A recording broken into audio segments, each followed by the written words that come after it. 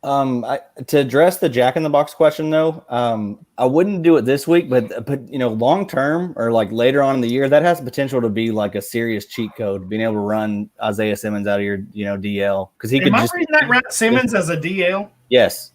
Wow. Yeah. I don't know what the snaps are going to look like week 1 for him. We just saw what happened with Willie Gay, so I would probably just take the swing with Crosby this week. But don't you think that Simmons is the biggest interest of how he's going to be used of any other rookie this year? I mean, we don't know where he's playing, what he's doing, how they're going to use him, what kind of reps. I mean, super talented, but I mean, the question marks with what they're going to do. I think everybody that plays IDP is going to be focused on him. Where are they getting that from? Honestly, I'm just looking on our lads.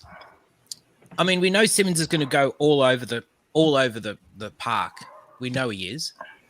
But on our lads, they've got our lads. You know, you take it with a pinch of salt. I know, but they've got him just behind Devondre Campbell, which again is a joke. But I mean, but where do Sleeper get that they're going to be playing him? You know, how do they dually designate him? I guess we haven't had any preseason. We haven't had anything. So I think the thought process is that he's going to play outside linebacker, which for a 3-4 defense is an edge. I mean, but I think he's more likely to have more DB snaps than DL snaps. I mean, but that's a huge cheat code if you can get him a DL. Give him all 3 designations and play him wherever. Yeah, I mean, that's crazy. I had not seen that till just now. That's crazy. Some of those sleeper dual designations are a little funky, though. Sheldon Richardson's listed as a DB, I think. So I don't know if he still is. Has that been fixed? Is that one of the fixes that they put in? Who was it? What was he? He was listed as a DB. Sheldon Richardson? It's not 350-pound tackle is a play some safety. Voyside Olokun is a DB on there. And but I think he played a little DB in college. So I think that's where they get it. I think that's where because same thing with like Quincy Williams, he gets DB designation. So what did Sheldon Richardson play like center field on like a Hail Mary at the end of one game? Probably. They said, there's a DB snap. Let's get him in there. Yeah. He played shortstop too. Sean with the sick burn here, Pacifically. Yeah, Pacifically. Sean's a great commenter of the show because he likes to just pick at Daryl throughout the show, just little jabs. You know what? I don't like Sean. I don't know Sean, but I don't like him. He hurts my feelings. Yeah, leave Daryl alone, Sean. Single feeling. Right. I'm just trying to sit over here and have a good time, mind my own business, and people want to pick at my one feeling. I mean, come on. Daryl will get mad at me because I'm just reporting what's in the chat. I get mad at you because it's your fault. I don't know how to explain it, but it's your fault. Everything's your fault. Because I read it and encourage the people to come up with stuff like that. The only damn thing you've done good tonight is wear that Titans jersey. That's it. You got to know where your market is. And by the way, it looks so You got to cater to your fans. You know, we say this all the time, and people that like AEW, you got to give the people what they want. That's right. We aim to please. They want me making fun of you is what they want. Right. See, I'm trying to be good tonight, and you're just not letting me. Tom's angry. Hollywood made me draft Willie Gay in the first round. I didn't. No. In Dynasty, it's still a good pick because if you're playing Dynasty and you're going to just cut a guy after 1 week, then you don't have the patience. You got to have patience with your first shot. I mean, are you going to cut DeAndre Swift because he's barely going to do anything on Sunday? He might not even do anything. I mean, I was truly shocked. Not that he didn't get a significant amount, but I was shocked that he didn't get at least just a handful of reps somewhere on defense. Just, 3, 4, 5. That surprised me. It really did. He's better than Hitchens. He's better than whoever Neiman is. I don't even know if he's in MFL. Dorian Daniel. Which kind of goes against everything they did defensively. They want to feed the rookie on offense, but they don't want nothing to do with him on defense. Daniel only played like 5 snaps and made like 3 plays. Yeah. And I'm he had a sack though. Did he not? Yes, and I've been a big proponent. You can go back and read our rookie report. From when he came out. Loved Dorian O'Daniel. He's a do-it-all linebacker, and the Chiefs don't like him and don't ever play him. So I'm like, I don't know. Maybe the Chiefs will wake up and start playing DOD, and maybe I shouldn't have dropped him in like every league I have him in because I don't know. It angered me that the Chiefs hate him so much. They took him in the 3rd round, I believe. Yeah, it's not like they spent it's not like he's an undrafted guy. Right. I don't know. They just He'll be fine. He'll be fine. Give him 3 weeks. Oh yeah, definitely. Yeah, give him 3 weeks. Play him. I mean, I think Tom's just poking the bear a little bit. Don't start Anthony Hitchens next week. Do not do that. You'll see that he had 9 combined. Hey, Daniel, you want to make a bet this week? 4th quarter, and Sean, we said that a little bit earlier.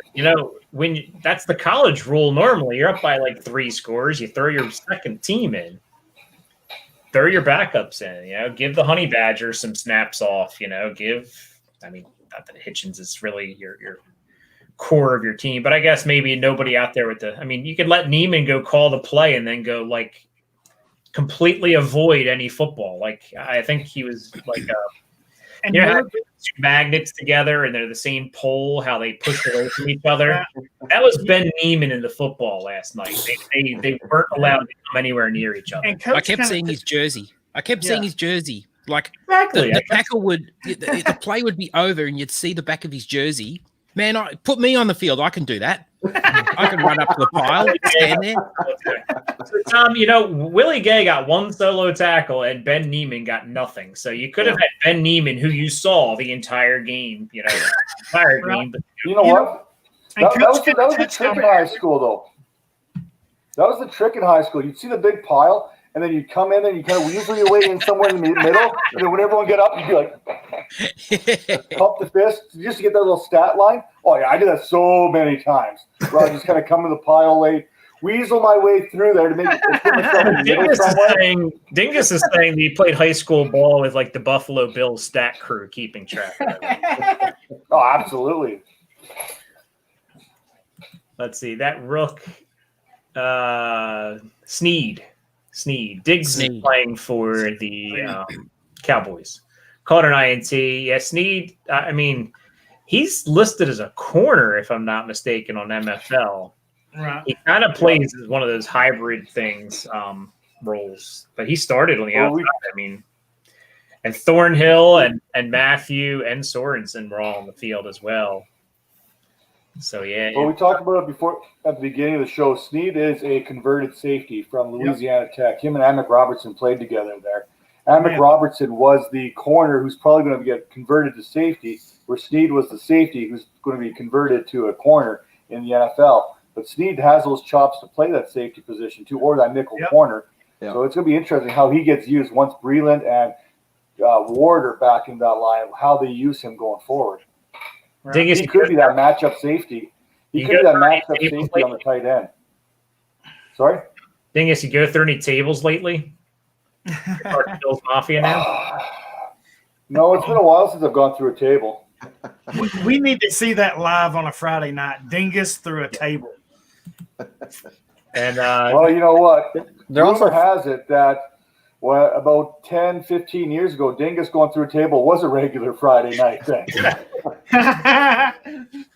And Sean has a buddy in Warren who likes to pick at the edge too. Damn, why does people speak foreign languages? I don't understand this. Damn it.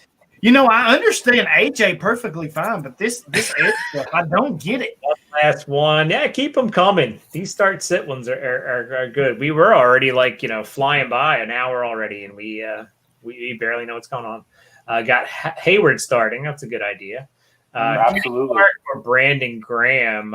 I'm probably on Graham because he's got to play more than he usually does. Yeah, Fletcher and Graham are definites with Barnett and Hargrave out. Like I said, him and I would go Graham, Fletcher, and then Malik Jackson. Definitely start those three. You know what? I will take an edge over a D tackle here. Yeah, I think that's what it comes down to. Not if I'm in a position-specific league, I'm not. Hey, you said it right that time, I think. See, this is how I get in trouble. They just poke at me all damn night. Well, there's so much of you to poke at. Jesus. See, I like AJ. I like Adam. I like Kyle. Oh. I don't like y'all. Hey, in Kenny Clark's, who are they playing this week? Vikings. That's right. Oh, yeah, So Vikings. in both starts last year, he got a sack against them. Nice. He's going to have a good helping of Dalvin Cook coming his way. Yeah, for sure. Demetrius DSGB has a question. Devin White or Deion Jones? So this is a good one. That is a good one, but I'm taking Devin White. That's going to be splitting hairs probably. So That's going to be close. Devin White. Or as Johnny the Greek would say, that's what you call splitting cheeks. Give me Deion Jones and a rocket. That would be. Sean says Jones. Well, I'm taking. I'm with him. I like my Deion Jones. Yeah. You know me. I have my big love affair with Deion Jones. In my opinion, if Deion Jones can get right, he's linebacker 1, 2 this season. Devin White's this is a fantastic problem to have. Let's not kid ourselves. That's a good point. If you want to play it safe, Absolutely. Devin White may be the safer option if you're worried about what Deion Jones did last year. I don't know. I'm taking Deion here. Levante David's going to. I don't think you go wrong with either one, but I'm going with the younger upside with White. Yeah. I think This he's is a a better. I'm pretty sure this playmaker. is this week though. Like it doesn't matter if you're a couple years older or not. Like this is sit for this week. Yeah. Competition for tackles is a lot less in Atlanta than in Tampa. Yeah, that's the one comment, and it is. I mean, I don't really believe in Olakun or Michael Walker right now. I mean, Michael Walker could play, or Olakun could play, but they cut Deion Buchanan, so obviously they're just. I don't know. They're expecting Deion Jones to do everything. Or Michael Walker to do everything. That's Coach's guy. That's Coach's guy right there, Michael Walker. The coach was saying earlier, don't depend on any rookies. Yep. And to touch on, but wait a minute, to touch on what Coach said earlier, and kind of you, Dan, just a few minutes ago, with no preseason, with no training camp or nothing like that, don't you think these blowout wins, kind of like last night we were talking about Willie Gay, don't you think those type of games, it's more imperative than ever, more important, more crucial to get guys like Willie Gay? You've got the game in hand. Get these guys on the field. They miss so much with no training camp, no preseason. You got the game in hand. Get them on the field. Get them this experience. See what they can do. Are you saying Seattle's going to blow out the Falcons so bad that they can just play Michael Walker the entire second half? Or Seattle blows out Atlanta and they get Jordan Brooks on the field. You got to get these young guys on the field. If you've got the game in hand, I think you owe it to your team for this year with what we are dealing with. So you have to get Hollywood. Well, are they sponsor of the show? Because it's Tall Boy Budweiser's. I mean, come on. Do you buy like a case of them, or do you just like put like 10 of them on the counter and say, "Put it on my tab"? Well, he's not answering, so must have hit a nerve. There's multiple answers to this. If you must know, the meatloaf, Mom, the Budweiser, Mom. if you must know, there's a cooler sitting right over here, and it's full. I took off Monday and Tuesday, so after tomorrow, when I leave at noon tomorrow at work, I'm off Saturday night, Sunday night, Monday night, Tuesday night. Oh yeah. Now Sean's poking at me. Falcons beating the Seahawks. I wouldn't doubt it. I said on the show the other night, I said the Seahawks are always slow starters. They're traveling east. I mean, they're gonna have piped in fans, I guess. I don't see it. I got the Seahawks in this one. I think there's so much better. It would not surprise me if the Falcons beat them. No, it wouldn't surprise me, but I really do think the Seahawks has got them. I really do. When have the Seahawks ever stopped Todd Gurley? Give me the Falcons. I don't know. Earl Thomas is bad. Earl Thomas is just bad. jack me up. Coach, just jack me up. I can't even. Hey, man, they The got only Bobby one who Wagner can and stop- Jamal the only Adams one there who- now. The only one who could stop Earl Thomas is his brother. Oh, God. And apparently Chuck Jamal Clark. Adams is going to be a beast up there for Seattle. He is going to be a beast. Yeah. Thank you. Damn. You know what? Even what they You gave better up, they got a steal. Even with what they gave up. Oh, hell yeah. First. Yeah. That's crazy. I don't care. Seattle don't know what to do with their first anyway. Yeah, I mean, right. the Jaguars got like a third for Ngakoue or something like that. Like the second. Ngakoue is no Adams, dude. I'm telling you, Adams is legit. I just look at needs, and hopefully Jamal Adams can get 10 sacks because that's what he is, a 10-sack guy. Yeah, He's their best pass rusher. And he just might. yeah. He He's might be our literally your best best pass rusher. Like, He might be. I mean, you could blitz Bobby Wagner. I mean, he's a decent guy to get in there. When he blitzes, he normally gets home at least. I think we talked about this too with with Taylor kind of being hurt at the beginning. Seattle's defense may be a pass rush by committee. So I'm not going to put it out of the possibility that Jamal Adams ain't among the leaders or the leader in sacks for It them. was already a pass rush by committee. I know, but I mean, when you get Taylor back healthy, he's going to be a player. But with Adams, with what y'all got, I'm not. 5 sacks may lead that team, and Adams could easily get that. Yeah. Oh man, How the hell did I get on the bottom? you're just noticing that now. You've been messing up, Hollywood. You're the one. You Let's made a rewind. comment. Here's a happy. Go back. He was like, "Oh, cool, I'm a guest," and then like an hour later, he's like, "How did I end up down here?" Yeah, why am I down here with these peasants? Thanks, Hollywood. yeah, No, I didn't mean that. you don't want to hang out with Three me. of Adam, us should down be here. on top, Yeah, come on down here, Dan or Dingus or. I love you Yeah, guys. I'll switch. Adam can be the Oh, there you go. Thank you. Hey, Whoa. That's right. Hey, this feels much better. This feels more right. you look good. You look good up there, Adam. Hey, that Damn good. You're looking for a regular Friday night gig? I might need some Fridays off here. I have been looking for a co-host for quite a while. He's been looking for years. I'll be nice. You see how that's going. He's maybe tried it like once or twice, and then the Budweiser started talking. And then That's just not nice. Dan. this is from Facebook user unknown because Facebook Ooh. doesn't like to tell us who their people are here. Start 2: Devin Bush, Kenneth Murray, Jerome Baker, Jayon Brown. This is Definitely Bush. This is an embarrassment of riches right here. Yeah, This is a it is. humble Definitely Bush. Yeah, Everyone loves a never- brown bush. Give me You're brown never bush. sitting Bush. Brown Bush. Brown Bush 2020. Yeah, I'd take Bush. I'm probably going Brown. Murray, I want to see him on the field before. I mean, look at Willie Gay. We thought Willie Gay was the Right. Murray true was start. but This week you got to go Brown Bush, but long term, I'm not going to be opposed if it's not Murray Bush.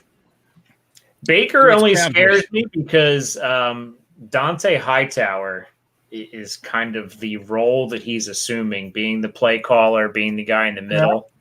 And they got And Van Dante Noy. Hightower is terrible for IDP. He's a good football player, but not enough stats to accumulate. So, and we have hashtag Brown Bush. That's awesome.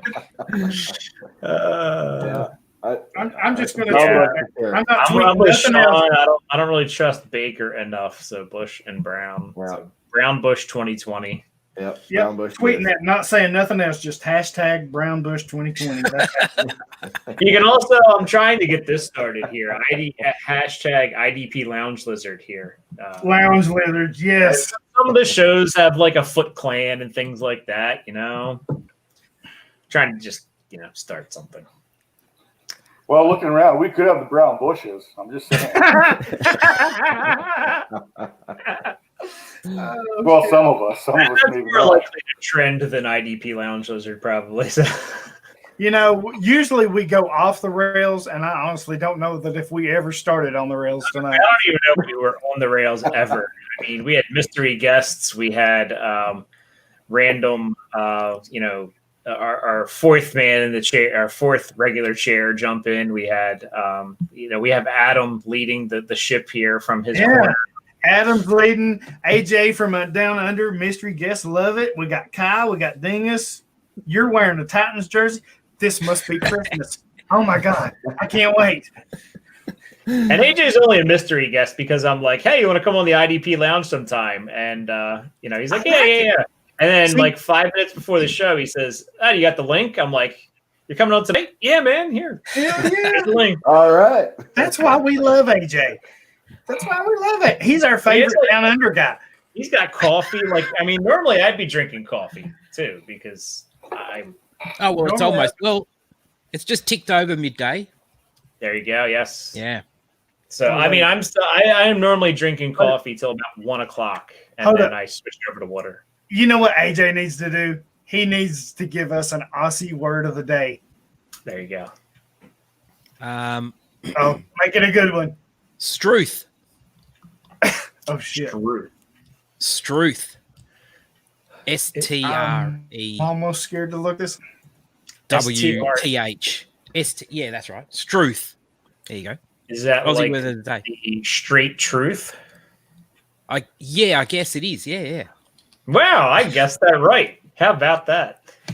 It could also sort of like an explanation, like an exclamation point. Like if someone says something, you can go Struth. It's sort of like what was the one that really? Yeah. What was the one they come on our show and give us, Dan? I can't remember. Oh, that was years ago. I can't remember. It was a year ago. It was funny. We were cracking up for a while. I remember. I remember looking at it and I was like, "Oh shit, that's the greatest thing ever." Oh, what was it? I can't remember. Oh, frick. I'm not sure if I should post this comment or not, but I guess I will. Here, do it. It's nothing. It's just some innuendo. Somebody else can read it because I'm not going to read it. I'll read it, because I knock these out of the park. This is what I do. If your brown bush is turning gray, it may be time to check out Blue Chew. Hey, use our promo code. IDP Nation. That's right. There you go. Hey, I ain't scared. Who are these players? I've never heard of them. Jordan's asking an offensive question. Damn you, Jordan. We do some offense here on the lounge. How dare you, Jordan? I'm actually writing some offense this year. I'm going to be writing up the offensive rookies. So I already have my first comment. It's going to be Clyde Edwards-Helaire is pretty good at football. How about that? He might be all right. Jonathan Taylor. I'm going Marvin Jones because Galladay's not playing. Yeah, and they're without Quinn and Mack. Yeah, got to go Jones here. I think Jones could get we know one thing we know about Marvin Jones is Stafford likes to hit him in certain games, just pelt him. Yep. And without Galladay there, it's going to be the Hawk and Jones show. And don't you think Jones is one of the more underrated players offensively? He is. I've actually respected him this year. I took him a couple redrafts late because nobody else is respecting him. So Dynasty, I'm still staying away, but in redraft, I'm taking Marvin Jones. I think Jonathan Taylor carries, but I think Marlon Mack is going to be the bell for this week. They're going to let him. I'm with you here 100% here. They've got, like you said, Mack and Quinn, if they're out, there's no pass rush. Matt Stafford's going to have time to sit back there and pick them apart. Right. The Lions are going to go with Keanu Johnson may get a few touches. I think AP is going to have more than enough touches in the backfield too. And Marvin Jones is going to get fed until he can't get fed anymore. We've seen Marvin Jones put up weeks where he gets 2-3 touchdowns, even 150 yards. I don't think 2 touchdowns, 150 yards is out of the possibility for Marvin Jones this week. Jonathan Taylor, I'm taking another little bit of a sit-wait kind of approach. I think Marlon Mack and Nyheim Hines are going to factor in the passing game. I think Phillip Rivers and the Colts are going to go more of a short passing game, much like we've seen with the Chiefs this week, where it's a lot of dump offs, a lot of 10-yard ins, 10-yard outs. And Well, that's kind because of Rivers work the can't field. throw the ball more than 5 yards without It shooting is. the ball. It is. But Rivers has never had this kind of offensive line either. You got to remember that. So he's going to have time there to kind of pick apart the defense. And Rivers can still pick apart a defense. He's a wily old vet. He's still got that gunslinger mentality. He can definitely throw a 15-yard out still. Now, if you're asking him to throw a 35-yard post corner, that may be a problem. But everything else is still not possibility. And that's where I think you're going to see Mack and Hines be used a little bit more than what Taylor's getting used for early in the season. Anybody else got any? Everybody going Marvin? Marvin the Martian? That's super close. Yeah, I think I'm going Marvin me too. Jones. What's up, Jordan? How you doing, man? Hey. Yep. Jordan will be, we set up a date, so he'll be on a future IDP Lounge coming on. Nice to see him in the chat here. We have another offensive question. Apparently, they're just going to start snowballing in here. This is an interesting one because I just said Hawkinson could eat in this game with Galladay out. Or Jonnu Smith. And I can't remember. Denver was one of those teams that was really good against tight ends or really bad against tight ends. I can't remember which one. I know the Cardinals were typically bad, but I know that's why they drafted Isaiah Simmons. But Johnny's going to be getting strapped up by AJ, though. Yeah, that's something. AJ Johnson will probably get him because, I mean, is Josie Jewell the other guy in Denver? Is that the? I guess. I mean, because they brought in Mark Barron, but I mean, that's just. I think he may be. Is he hurt or did I read that somewhere? Mark Barron's always hurt. Do not understand what Denver's doing with that linebacking core. I should have brought Todd Davis back. They might. Yeah. They may end up doing that. You never know.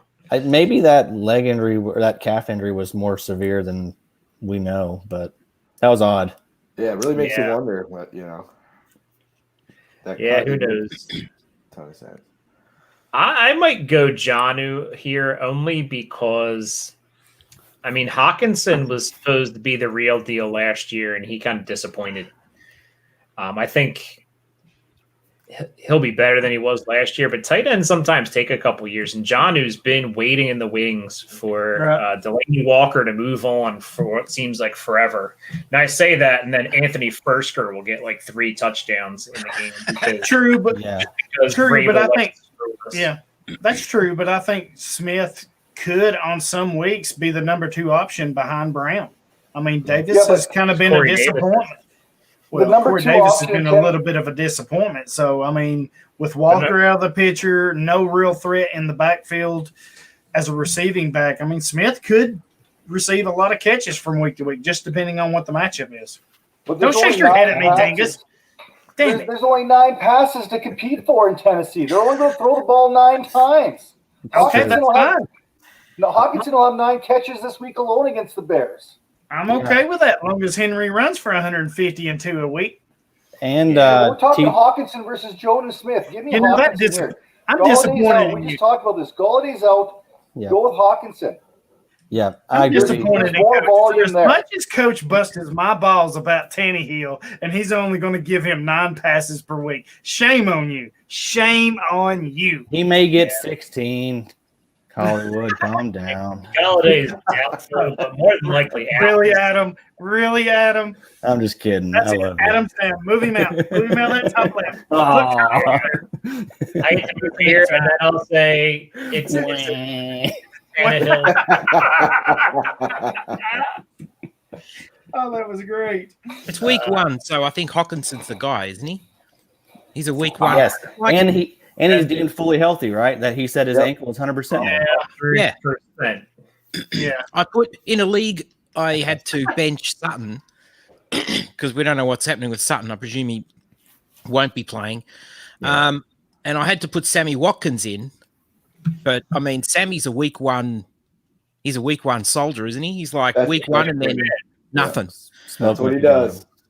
Hawkinson's week 1 last year was crazy. Yeah, yes. Watkins, I compare Watkins to Hollywood. He's pretty much one and done. Right. Yes.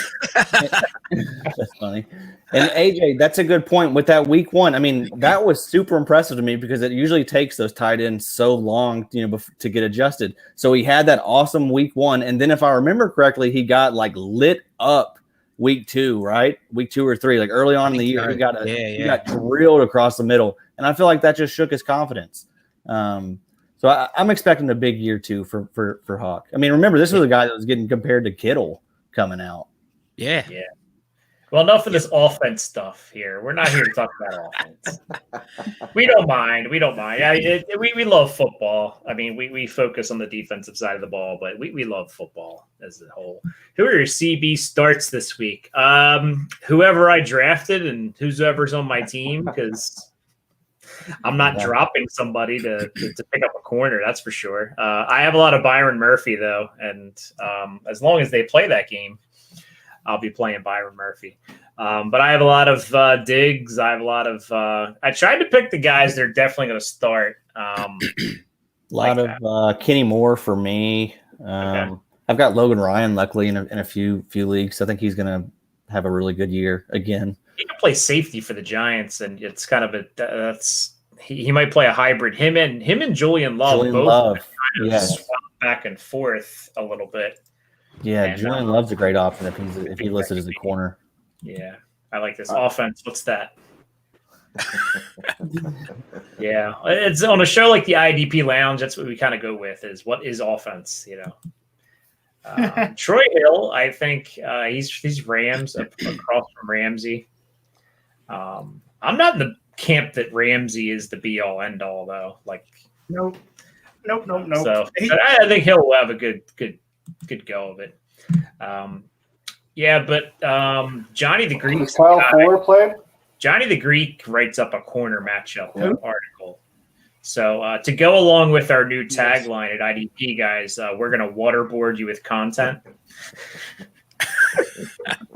That's Johnny. You know what? You just talked about Johnny the Greek, so I'm glad you went waterboard instead of some other options. Yeah, he said we're going to waterboard you with content. Yes. That's just the appetizer for him, I think, though. He said 5 different parts. Well, literally, I think we were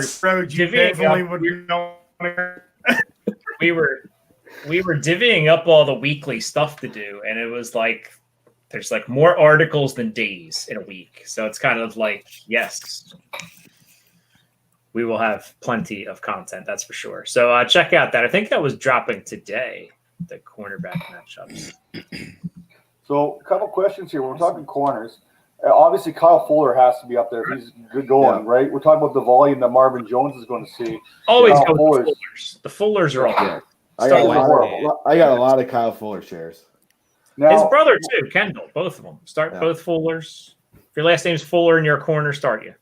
And then let's look at the Saints and Bucks match up there. Normally, Lattimore versus Evans is fun to watch, but Evans is probably going to be out this week. So what's that do for Lattimore's volume? He's not really designed to cover Chris Godwin. He's not really designed for – if Godwin's playing the slot, that's not really – Lattimore's not going to travel to the slot to cover him. I don't worry about Janoris Jenkins is a Saint to own for corners. The Jackrabbit. Yes. The Jackrabbit, definitely. And one of 5 corners last year to have 5+ interceptions and 15+ pass breakups. And of course, everyone knows if he did it playing for 2 difference. If you're looking for a corner, James Bradbury is always a fun one to plug into your lineup. No matter where he's at, you know he's getting targeted. They got the Steelers this week, so that's great. Great. He's bound between. That's a good point, AJ. Between Juju, Deontay Johnson, and James Washington, he's going to see the ball coming at him one way or the other. So here you go. Janoris Jenkins. It's low.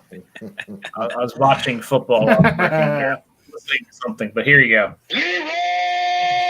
It's not just for Ray Sean anymore. Any Jenkins gets the Jenkins treatment. You know, every time I hear that, I always hear it in Dingus's voice every freaking time. I just imagine him sitting there in his chair and him going, Leroy Jenkins. I'm inside your head. Yeah. You are. Dingus owns some rent-free property in Daryl's head. I'm telling you, you will not find a more spacious area either. There's so much leg room up here. Believe me, if Dingus was in my head, he would be asking for a refund. He would be wanting his rent back. Are you asking for a replay, or are you asking for Dingus to do it live here? We'll do both here. And maybe Dingus live. All right, listen. This is going to sound identical right here. Leroy Jenkins. I can't tell the difference. It's the same. I don't know which is which. It is. I recorded him doing that. That's how we got the soundbite. Oh man. Well, we got about a half hour left. Any game you're looking forward to this weekend the most? I mean, I'm looking forward to seeing my Seahawks play. I'm looking forward to see number 33 in, I guess I'll be wearing white uniforms because and I'd like to see the action green number 33 because that's what needs to go here. But Yeah, matchup I'm looking forward to most got to be Tampa Bay, New Orleans. I mean, the quarterbacks are what a combined 100 years old. That's crazy. Combined 84. I think they're 42 and 43, maybe. That's got to be some type of record, right? That's got to be probably. Oh, hell yeah! Oh, I don't know. The Raiders rolled out Combined 80 plus years. George Blanda. Yeah, you older fellas, come on. They're damn. dig deep here. Kendall, one of the Fullers is doubtful. Damn. Maybe you can't start a Fuller. So one of the Fullers is doubtful. What is with this? Geno Atkins was ruled out. Yeah. Like, I guess the teams have just been hiding these injuries from everybody and saying, haha, you don't know anything. And then all of a sudden, wham. Like, yeah, we're out but like 5. I think today was the day they officially had to rule them, right? Well, they don't have to officially rule them today. The official day? Fridays are the day you learn the most about Sunday games because you have to list them as doubtful if they're not going to play. Or, I don't know the exact.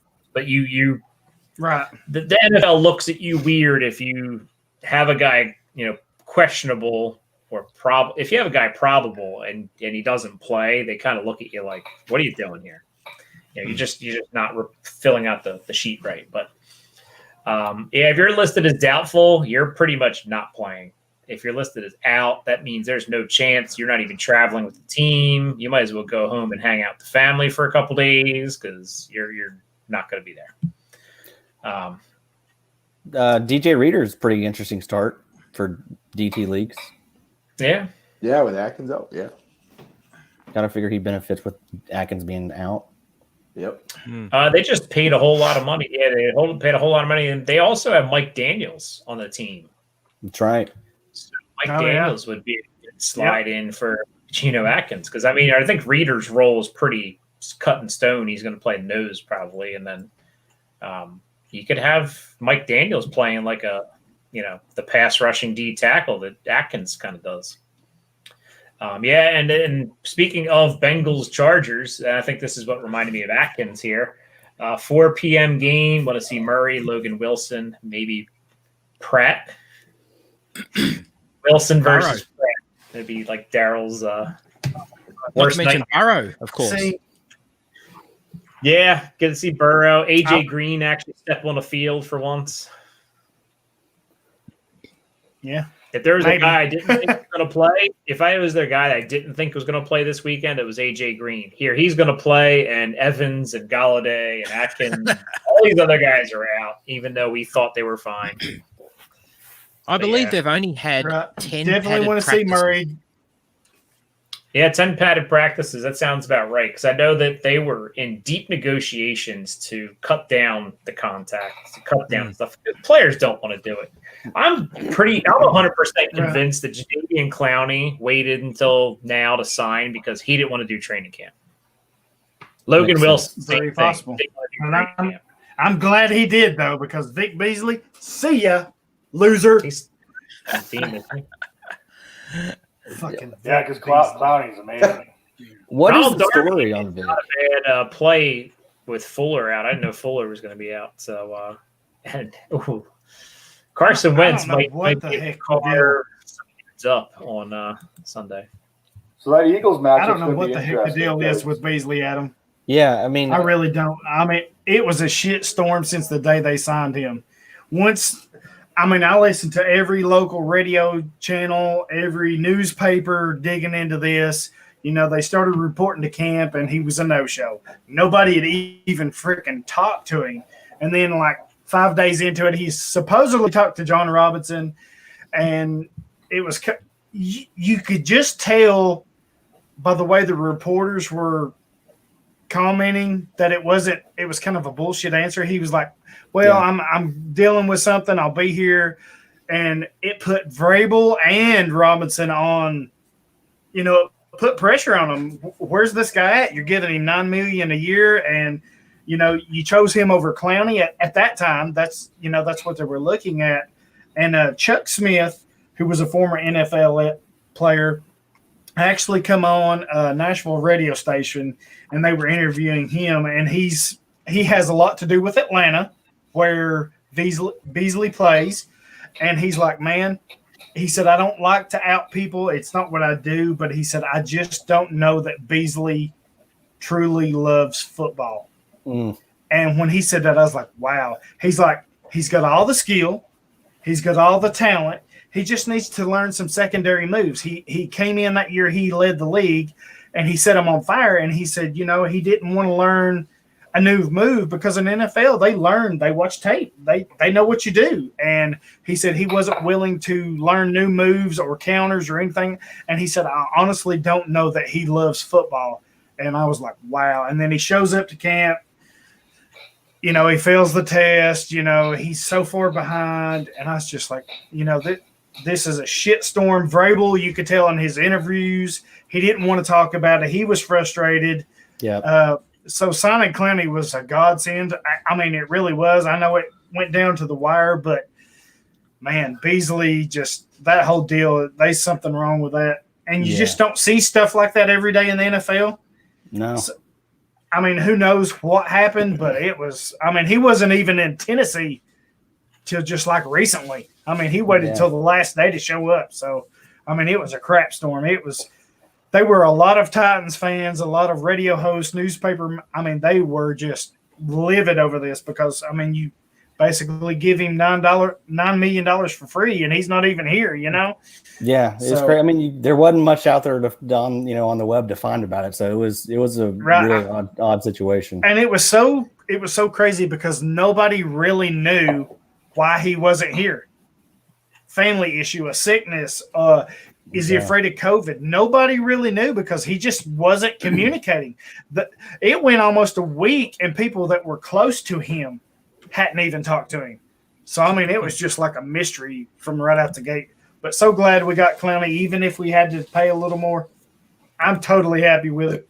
So you're totally happy about it, but don't pick him up in fantasy. Got this last year for Seahawks. Like he was a game changer for the team. He's going to help Landry a lot. As far as an IDP asset, he's just not worth the name cachet. Yeah, right. I do think he helps Landry tremendously. He's a guy that if you have him on your roster, go ahead and try to milk something out of him. Yeah, because you know, I mean, you got people that only know the big names, and he's a big name. We've said this a couple weeks ago. He made a career off of popping the helmet off of somebody at Michigan.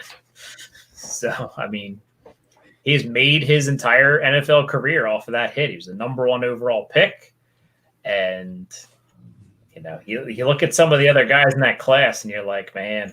But seriously, we talk about that one hit. But is that not if it's not the most, it's one of the most awesome college plays ever. I mean, that thing is going to be on repeat and replayed forever. I mean, he ate that dude's lunch. And Tom, we made a bet last week, and the bet was Zach Cunningham versus Anthony Hitchens tackles. So I am wearing a Titans jersey because I had Anthony Hitchens and I lost. So I am a man of my word. Winner, chicken dinner, baby. I am a man of integrity, so I hold up my end of the bargain for bets. So here is my Titans jersey, yes. I love it because Dan just looks so damn beautiful in that jersey. God, I love it. And the best part is, I didn't even have to send it to him. He already owned it. That was the best part. I do, yes. Yes, I am a jersey collector. I used to, when I go to different places, I'd collect jerseys. I have all kinds of baseball jerseys. My wife hates my jersey collection. I have like I got a question for everybody. I have 4 Matt Hasselbeck jerseys. Awesome. I got a question for everybody though. What's one jersey that you want that you've not been able to get? Mine, I know it wasn't in his prime, but I want the Randy Moss Titans jersey. I already said mine earlier. Jamal Adams, action green, number 33. Okay, so I got the one. All right, Joe. Does anyone remember the early '90s Nike commercials? Just do it. Miles Black. The Bo Jackson ones. Bo knows. In one of those commercials, yes, nice. he was in a Montreal Canadiens jersey that says LeBeau on the back, number 34. Oh, he did. I remember that. I'm looking for the LeBeau jersey. That is awesome. Montreal Canadiens, Bo Jackson, early '90s. I had a line on it for about $400, and I missed it. I'm still looking for that. As a Raiders and a Montreal Canadiens fan, that is the one. That's like my white rhino, my white whale, whatever you want to call it. That's the one I'm looking for. Awesome. I actually really like a Bo Jackson. What's your other guy? Because I liked Bo Jackson. You know, as a young child, him and Ken Griffey Jr. were my 2 favorite players. But I like Bo Jackson I because still remember him running through the tunnel after the touchdown. I remember that like it was yesterday. I wasn't saying nothing or anything. He played 2 sports, and I was like, oh, I want to play baseball and football. So, and Bo was the best of those 2 sport athletes. But so let's. Well, I guess a couple more people need to go with that. Then we got an edge question. Kyle's supposed to go first with his edge. Edge question. Then we're going for that. A guy I just wrote about him here. And then, we'll go with Daryl's your jersey. Oh, my jersey. Yeah, got to be Brett Favre. James Lofton. I guess I would take a Favre jersey with Packers, Vikings, and Jets all combined into one. I was gonna say I actually have a that'd be cool. Packer jersey. Yeah, I was huge Favre. That would be cool. A tricolor jersey. That would be cool. Kyle. It'd be interesting. I'd be all about it. Yeah, it would.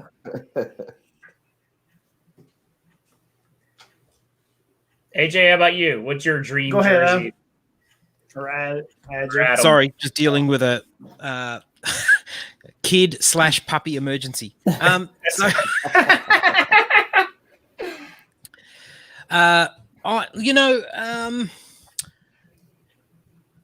could probably easily get one of these, to be honest, but I would get again. AJ, this is a critical question to you coming back. I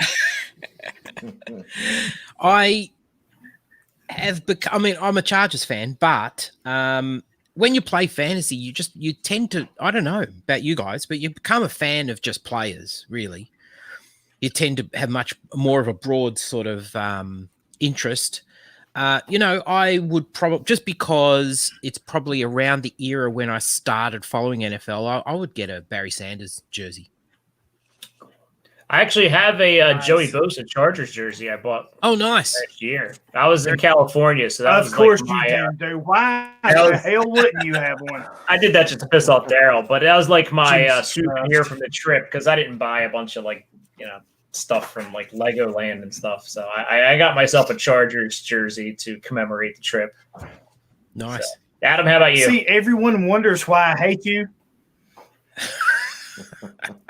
I don't know. I'd probably get like a old school Brian Westbrook jersey or something. He was like one of my favorite players growing up. Something like that. Cool.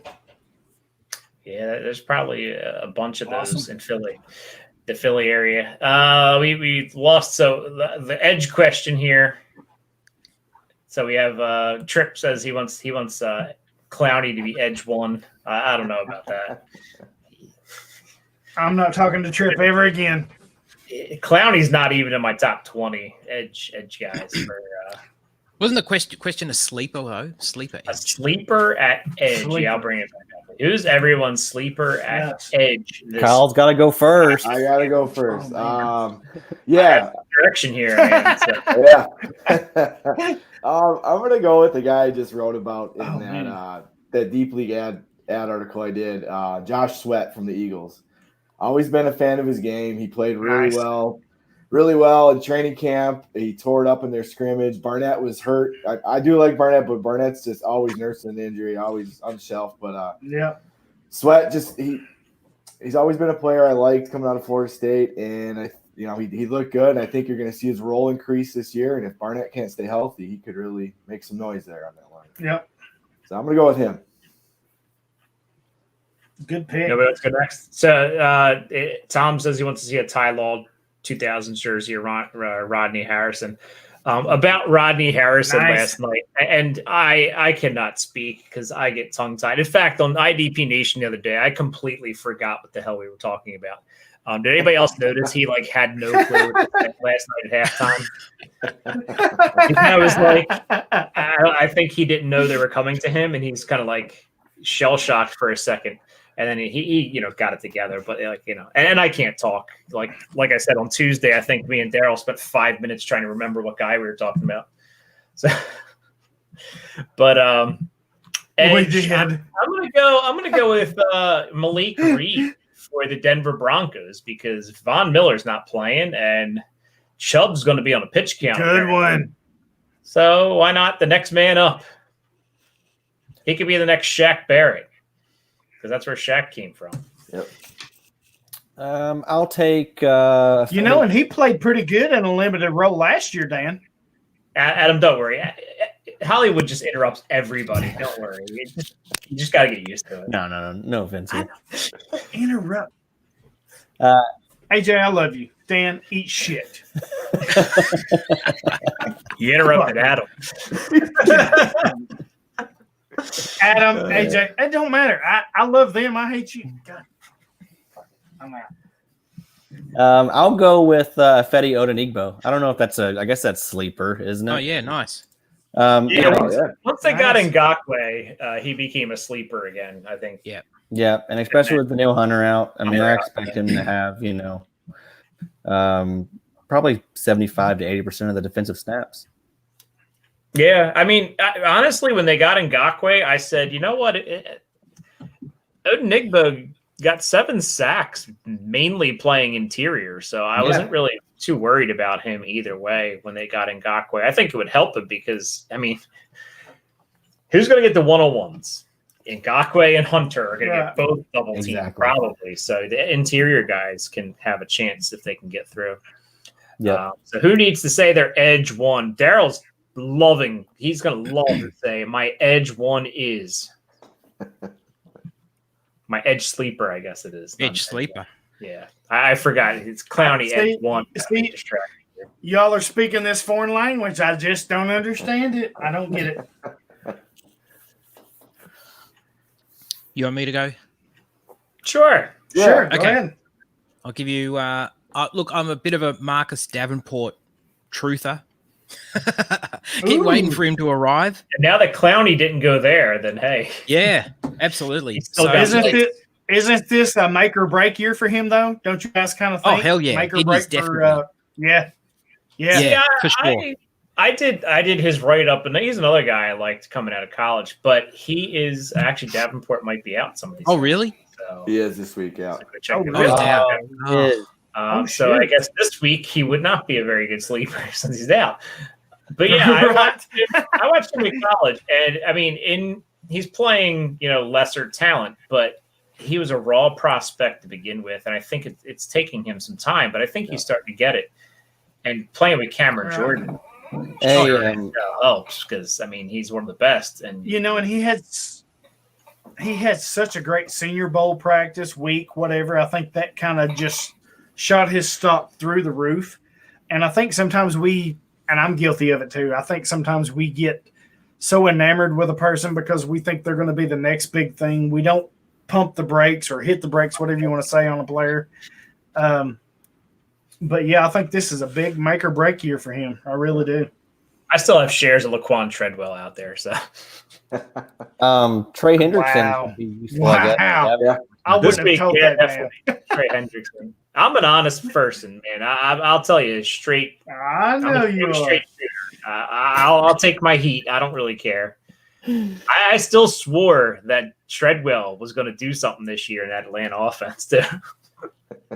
He did haven't heard from you yet. He did something.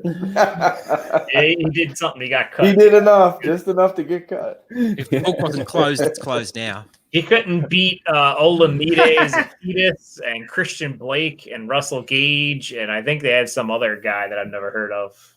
Yeah, not great. Dingus, who's your edge one for Daryl? I got a couple sleepers here for you. First off, we got to give a shout out to friend of the show or friends of the show. I guess. Well, I don't even know if they like the show or know the show exists yet. But Bryce Huff and Cam Gill both made the 53-man rosters for their teams, right? Yes. So you guys know them. They're both edge guys. Bryce Huff and Cam Gill. Absolutely. Fantastic in Tampa Bay and New York.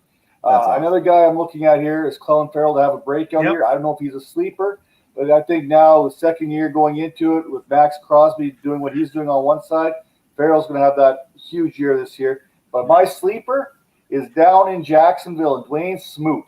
That's my sleeper here for the edge position. I think he's going to pick it up and he's going to take off.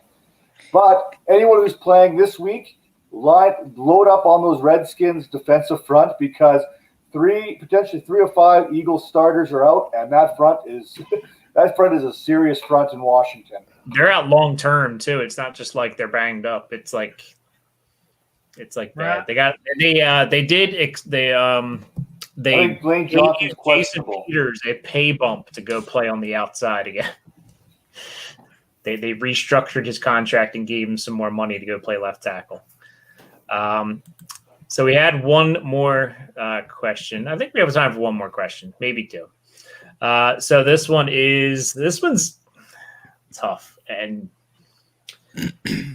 Devin Bush and Darius Leonard are his 2 linebackers.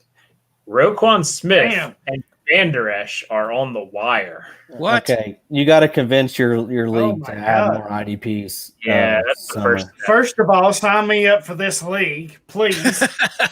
I am not.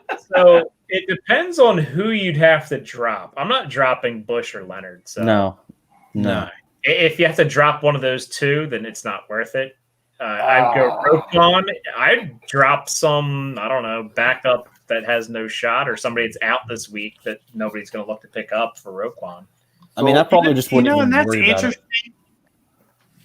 I mean, that's so interesting. You have Leonard, but you have Roquan and LVE out there. Don't you absolutely have to find some bum on your team to pick up one, if not both of these guys? I mean, really? Well, if Roquan and LVE are out there, that means that like Christian Kirksey and AJ Johnson are probably out there too. Oh, easy. You know? So I'm going to also guess here in a league like this. This is a league that's recently kind of gone IDP. They're probably still running some sort of a DST plus maybe one or 2 linebackers, 1 D line, 1 safety, and it's probably a low scoring IDP system here. But I would take, and I'm probably alone on this hill, I would take if I had to drop one to pick one up, it would probably be Devin Bush, and I'd be picking up Roquan Smith. That's kind of where I would lean. Wow. I like Roquan a little more than Devin Bush. That's how I have in my rankings, both See, I in look Dynasty and Redraft, so that's where I would go. I can't even hate you for that. I really can't. But, man, I think this is Bush's year. I think with a second year under his belt with that defense, he's going to do something special. I believe it. Yeah, I don't think you're going to see the second half where they limited his snaps like we saw last year. I agree. What team has a game script that's going to dictate a run game against them more likely? All right, my turn to do my job here. I got to let our 2 guests plug their stuff here. because we're getting out of Oh, here. you mean three Big guests? dingus.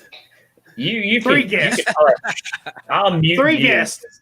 AJ, I do know that I can mute the guests. Yeah, absolutely. It's So, pretty AJ, cool. why don't you kick us off? Where can they find you and the Aussie Guys podcast here? Well, you can check us out at Aussie Guys NFL on Twitter. And we're going to be going to weekly shows, like everyone probably will be as well. And it's just great to have football season back. We've been a bit patchy in the off season, I must confess. Like you, Dan, I'm a teacher, and it's been full on. It has been full on busy. You like my schedule back here? Yeah. So it's been kind of hard. We've put a few shows out, but not many. Not like a normal off season, and also not having a preseason has kind of made this whole thing a bit weird, hasn't it? Yeah, COVID's made this season weird, definitely.